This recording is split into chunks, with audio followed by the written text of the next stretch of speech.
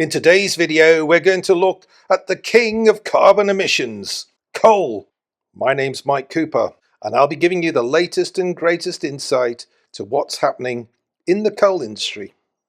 So all the data that we're using today, well, it comes from the Energy Institute's statistical review of world energy, available online. It was previously run by BP, but they took over a few years ago, and now the Energy Institute are keeping the statistics going. It's a great opportunity to look what's happening in various forms of energy worldwide, a really good source of information. So today we're looking at coal. Now, we've previously done oil and gas. So looking at coal reserves, the total proved reserves at the end of 2020, these are quoted in millions of tons, but you can see they're still rather large numbers. So in actual fact, USA, that's 248 billion tons of coal, followed by Russia, Australia, China and India. They're the sort of the big five. Then a next grouping of Germany, Indonesia, Ukraine, Poland and Kazakhstan. Then a long tail going all the way down to United Kingdom there right at the bottom. Still got some reserves, but very little going on. And most of the coal industry is confined to history books. Remember these five. We're going to see these nations crop up again and again. Why coal? Well, in 2019, global carbon dioxide emissions from fossil fuels and cement production were almost 4 times higher than in 1960. They surged to 36 billion tons of carbon dioxide. Now, you can see there's the number there for coal, for oil, for gas, and for cement. When we actually put the 2019 figures together on a pie chart, clearly coal is more than 1/3 more than any other source, and it's a huge amount of carbon dioxide coming from coal.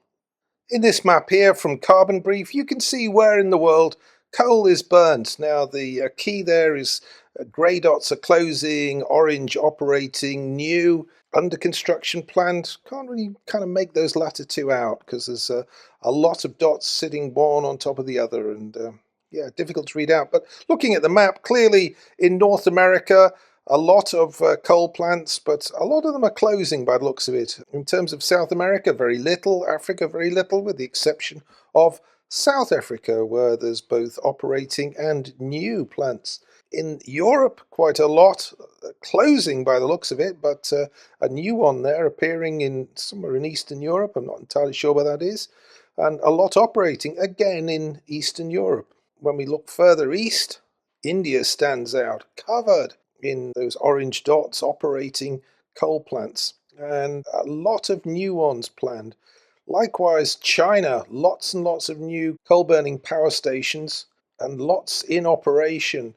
Likewise, throughout Southeast Asia, Japan, and Australia. Well, Australia actually produces a lot, but actually ships a lot of it out. They're actually trying to replace some of the coal burning power stations with renewables. So what are the major trends you can see? Well, based on 2019 data, clearly China has increased from 2000 right up to 2019.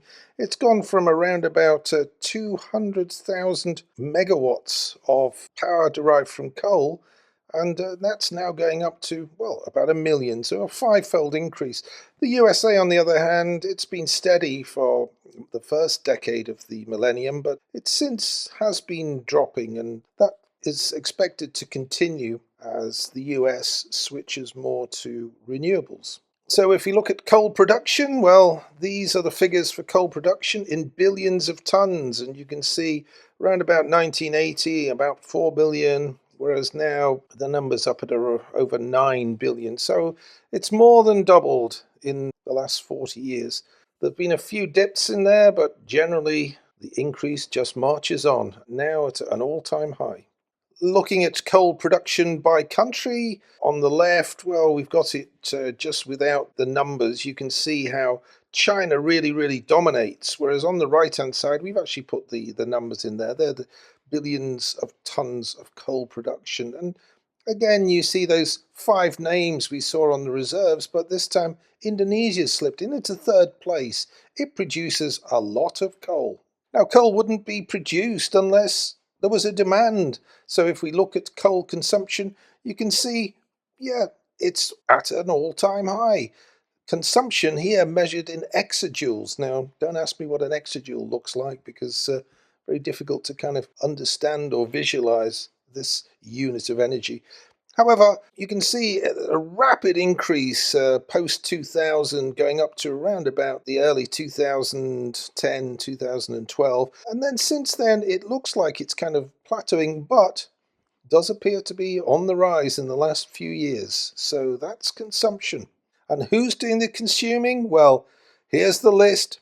China and India stand out the biggest by far. Then we see, of the five we were following before, now Australia's fallen out. Australia is not consuming, smaller population, and it exports a lot of the coal it produces to Southeast Asia, China, I think in particular. And you can see two countries there. Indonesia consumes quite a lot, and Japan. Well, Japan probably, since they're sort of switching their energy sources since the Fukushima disaster.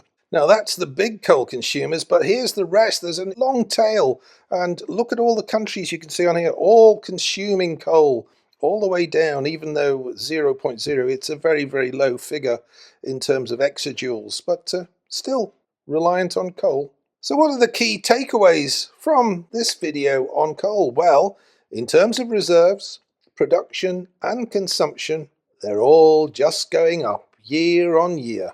More coal is getting burnt, more carbon emissions, despite the efforts of all these people.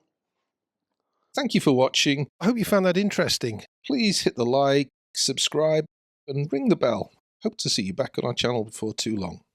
Bye for now.